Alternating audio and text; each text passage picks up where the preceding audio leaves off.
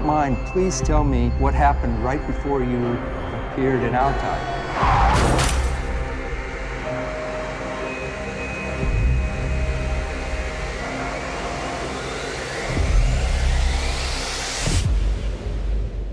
Please let me go! Let me go! She's suffering from paranoid delusions and a dislocation from reality. She's unable to control her emotions, and she may be a threat to herself and others. That's why I'm recommending she stay here for further observation. So you're saying this woman who claims to have time traveled from the 50s just teleported right back again? Look, Doctor, this is all way too convoluted. We have to process this step by step. But is there anything we're missing here? Hey, Teddy, it's Carl. Listen, I am so sorry to call you so late at night, but there's something I think I need your help with.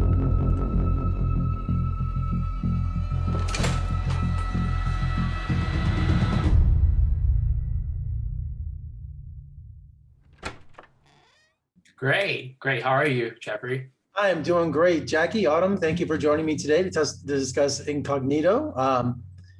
First of all, just beautiful looking film. I mean, the production values and the lighting and the direction, I mean, it's just all beautiful. So from an aesthetic look, it's just very impressive. Thank you. Thank you so much for your kind words. Autumn, you play Isabella Courtney. She has a bit of a problem though, doesn't she? She isn't where she's supposed to be. No, she's not. She's very confused. She has a lot of things to figure out, and she has a bit of a secret too.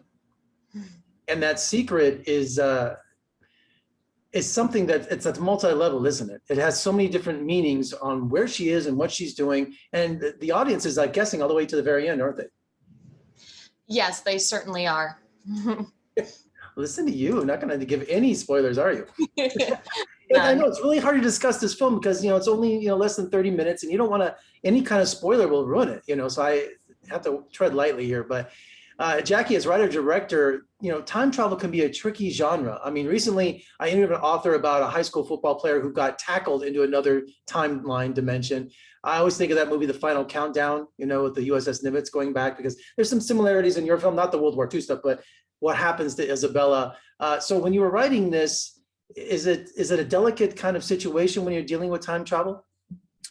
Yeah, actually, well, first of all, growing up, I've been always enthralled by so many movie and TV programs that based on true events, especially those with some weird history. So it naturally led to me writing the story when it comes to, that I have to finish project with my teams. And, like watching all those TV programs in the past, it often dawned on me that, these representations of true events, especially those featuring unsolved mysteries and crimes, really sparked my interest in writing my own one, tied to similar genres. And oftentimes I couldn't really stop myself thinking about those subject matters days after viewing it. So it literally haunted me. So I knew myself I wanted to create something. Something that could engender the same feelings in others, in audience. So I started by digging some, number of strange events, but those really, well, at first, those really didn't sit right with me at first. And in the end, it was my close friend who came across a YouTube video about a time traveler. And that video immediately aroused my interest and had me, potentially hooked to it. And that's really why, so it's really natural for me to write a time traveling story based on my previous interests growing up, and then a very fascinating topic.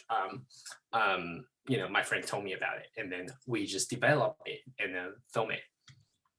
And Autumn, the theme of the short is about true love, but in a time that's not accepted. No, there is an element of taboo, and I have to apologize for the leaf blower that's happening outside my apartment right now. These characters are very scared. They have to hide who they really are. It's very tragic, and obviously, with the time travel element, there's a lot of confusion, and they don't know how to conduct themselves in the present, let alone in this unknown future they find themselves in. And Jackie, the character of the doctor, I have to question his bedside manner, because when he's first talking to Isabella, he doesn't seem very sympathetic. He's almost like, criticizing her and blaming her for her delusions. He didn't seem like a very compassionate doctor at first. Right, because we feel that it's kind of necessary to create to make some contrast between the beginning of the story and the end of the story. And oftentimes when we create a character, we want to emphasize an art development, like what are some of the changes that we could make for one character for a role. And we thought about this point, and we actually have a fierce discussion with other writers about this character. Would it be too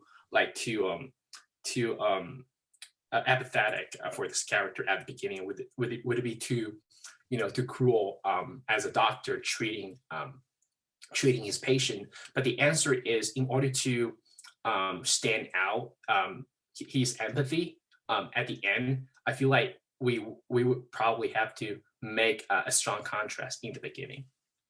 And Autumn, tell me about capturing the character. Once the costumes and the hairstyles happen, does it really help you get into character for Isabella? It really did. Please let me know if this is too much noise.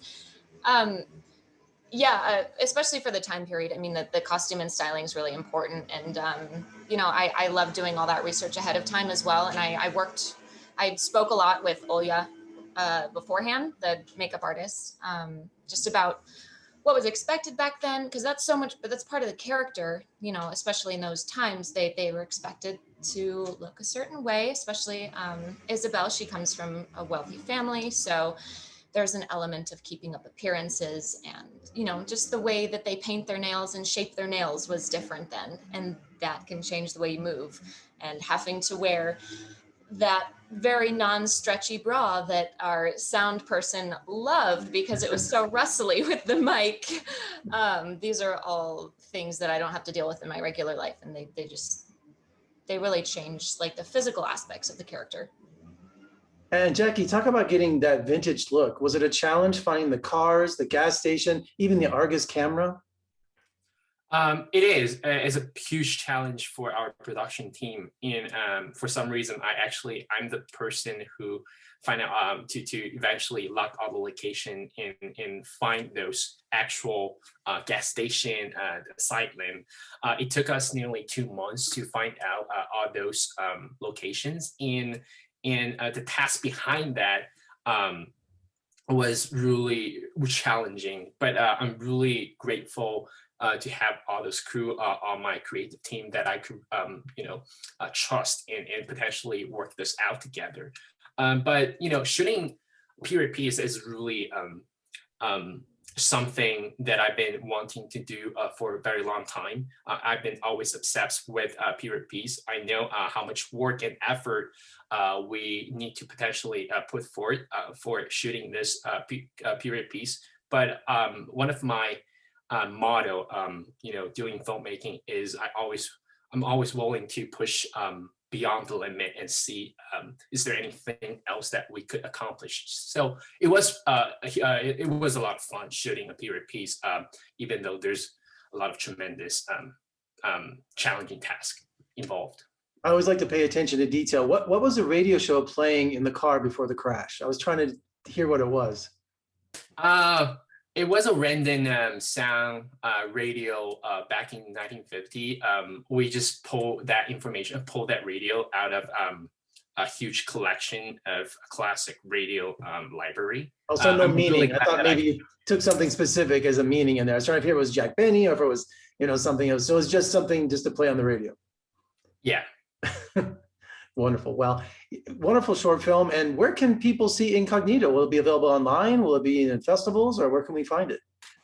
We just finished, we just have a screening at Beverly Hills Film Festival, and there are some other more film festivals coming out in the next couple of months. But right now, the link is not available to the public, and I would definitely keep us updated once we have a next festival coming. Wonderful. Well, Autumn, you were stunning, just wonderful performance. And Jacky, what a great eye. I look forward to see what you do next. So thank you both for talking to me today. Thanks so much. Thank you so much.